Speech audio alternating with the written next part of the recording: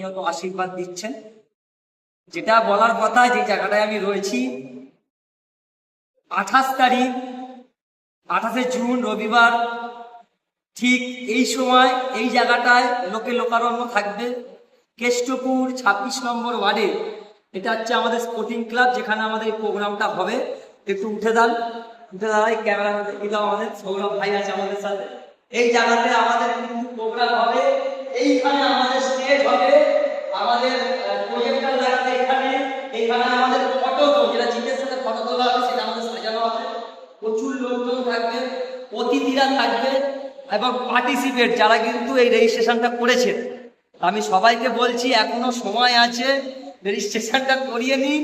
এত বড় প্ল্যাটফর্ম পাওয়া এবং জিতের মতো মানুষের সাথে ডান্স করা, সত্যি মানে আমি তো ভাবতেই পারছি না এটা হতে চলেছে। তো আমাদের প্রজেক্টটা নিয়ে এসে এতক্ষণ চেক হচ্ছিল এখানে, তা ঠিক আছে, ওকে ডান।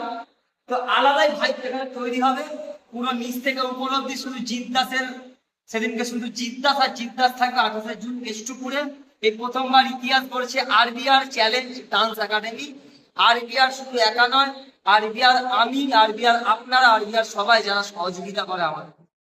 তো ধন্যবাদ। 28শে জুন দেখা হচ্ছে সবার সাথে, লাইভ হবে, ভিডিও হবে, ফটো তোলা হবে, খুব মজা হবে।